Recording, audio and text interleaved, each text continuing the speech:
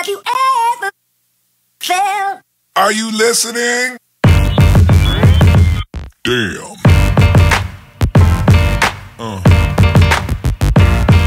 Yeah. Yeah. Yeah.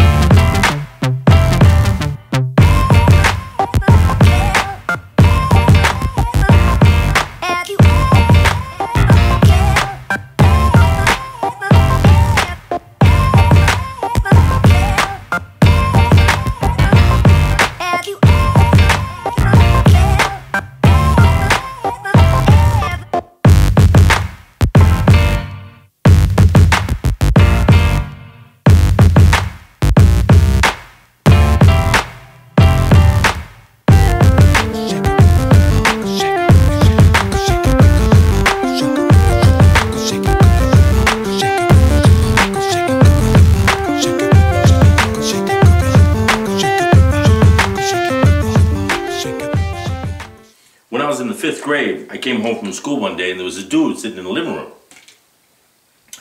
I greet him and then go into the kitchen where my mother was. She was just preparing coffee, right? So I said, "Ma, who's the guy in the living room?" And so she says, "Oh, that's PEC. He's a martial arts instructor." Fam, I gotta tell you, I was super excited because you see, you gotta understand, back in those days, you couldn't find a martial arts school on every other corner like you can now, right? So this was a big thing to have a practitioner or a martial arts instructor in my house back then. Oh yeah, I was way, way excited, right? So we go in the living room and I ask my mother how she met PEC. Back in those days, my mother, she used to own apartment buildings, and PEC was one of our tenants. She had called my mother up to ask her if it was okay if he put up a heavy bag in his parking structure there. So before my mother could answer him, she wanted to see what kind of bag that he was talking about. So she went over and she looked at the bag and she said, "Yeah, I guess so." So, you know, he put it up and she just watched him punch it to make sure that it wouldn't damage anything or damage the structure of the garage there. So she said, okay. And then she, you know, started to ask him, you know, is he a boxer or what? And then he says, no, I'm a martial arts instructor. And she says, oh, good. Well, you know, I have a son who is interested in the martial arts, and I think that he would really enjoy training with you. And then so PEC, he told Mama that he wanted to talk to me before he made any decisions. So he's over the house and he's doing that on that particular day that I came home, and I find him in my living room. So he started to ask me, you know, basic questions. Am I a hard worker? Am I going to listen to every word he says? And blah, blah, blah, blah, blah, blah, right? And then he says, I have one more question to ask you. He says, I am going to teach you how to rip the throat from a man. I'm going to teach you how to gouge someone's eyeballs out. Are you prepared to do this? And fam, I gotta tell you, I was scared out of my mind. I said, I'm not good. Are you kidding? I was well, PEC, it was nice meeting you. I hope that you have a safe trip home. Thank you for stopping by, but I don't think this is for me. He starts to laugh. And he says, I'm just joking. I'm kidding. I'm not going to teach you how to do those things. And then he says, finally he says, do you understand why your mother wants you to take martial arts? I said, yeah, because I'm very interested in it. And she says, no, that's not only the reason. She doesn't want you to have to deal with these young thugs out there who are jumping kids into gangs. She doesn't want you to deal with any of that crap out there. So I'm going to teach you how to take care of yourself so you can stand alone against these kind of guys, right? So I was like, cool, that's gonna help me a lot. When do we get started? And he says, we're gonna start this weekend. So that's what we did. We practiced 3 days a week. And I was fortunate that one of our the apartment that he lived in was on our way home from school. So I would go by his house on Mondays, Wednesdays, and Saturday, and we would practice for a couple of hours a day. PEC, he was a phenomenal instructor. He taught me everything that I needed to know, not what I wanted to know, but what I needed to know. I wanted to learn how to do the backflips and kick, you know, apples off of people's heads and things like that, right? But he was like, no, I'm not having that. What PEC studied was what he called the science of self-defense. It was a mixture of everything that works on the street. And also, he was a Vietnam vet. He did 2 tours in Vietnam. He was what you call a tunnel rat. Please, if you don't know what tunnel rat is, please Google it. It's a very, very interesting story, the job that they had to do. I mean, these guys had to go into these tunnels and seek out the enemy, you know, in their own backyard. Kill them, if necessary, demolish tunnels and what have you. Very, very good read. Go ahead and check that out on Google. But anyway, he was a Vietnam vet. And PEC, for the most part, was a very, very generous, loving, and happy individual. But there were times when he would just disappear. I would go to his house and I'd knock on the door getting ready to train, but he wouldn't answer. I know he would be in there. You could hear the music. He loved Marvin Gaye. So you can hear his music going off, but he wouldn't come to the door. He would just disappear for days, sometimes weeks. Those were the times when he was having it bad. He was depressed. A lot of the time, I think a lot of it had to do with the experiences that he had to go through during the war. He never let us see that part of him, but I know that that's what he was going through.